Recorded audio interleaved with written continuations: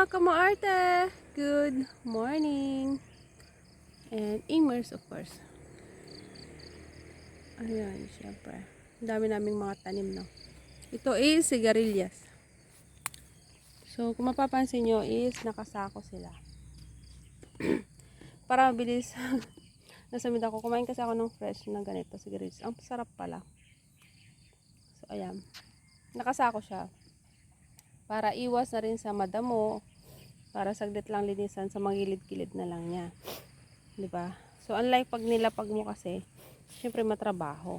Kasi may tendency na kailangan basang-basa yung lupa para mataba siya.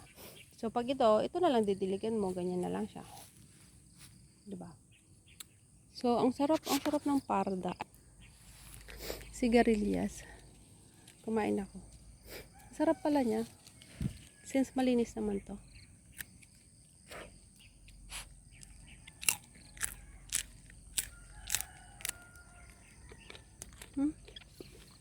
Harap.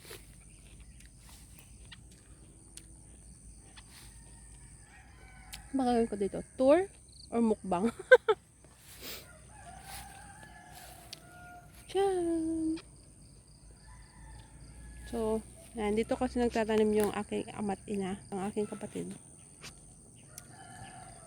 Ito yung lupa namin. Lupa lang. So, ayan. So, dito, nagtanim yung aking ama't ina. Ng mga pang-ulam-ulam, ganun. Isa pala ng sigarilyas. Ayan. Ikaka-harvest lang ng nanay ko. Sumunod lang ako. Ayan, kunin ko pa ulit. Sarap eh. Kahit ilaga lang siya. Gusto ko ito yung favorite ko. Itong mga gulay. Ayan, dami niyang bunga oh. Sa mga malalapit, no? Ng mga subscriber ko.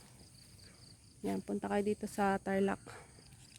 At mamamahagi tayo ng sigarilyas. No? Ang saya.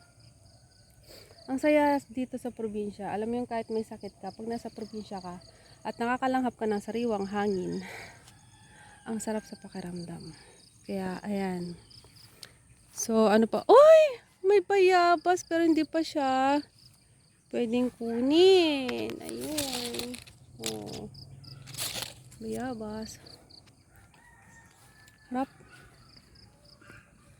So, karamihan din ng mga content creator, ang ginagawa nila is, ayan, nagbi-business or nag-start sila ng bumili ng lupa dito sa probinsya dahil nga mas maganda nga naman dito sa probinsya. Or pag may lupa sila, pinapalago nila yon dahil nga mas maganda po talaga dito sa probinsya. Kasi sariwang hangin, di ba? May malunggay doon. Kuha nga ako mamaya. Ang sarap ng pakiramdam na may masisipag kang magulang. Ayan. Nagkaroon sila ng lupa. Siyempre wala pa kasing budget. Pag may budget, pwede na magpatayo ng bahay dito. Tapos ma-develop. Ganesh! So, ayan. Sinisipon ako kasi malamig. Pasensya na. So, ayun. So, mamaya or bukas siguro kasi busy na kami ngayon. Kukuha kami ng kamuting kahoy ulit! Tingnan ko nga kung nasaan yung mga... Ayun! Ang tataasan nila. Ang tataas ng mga kamuting kahoy.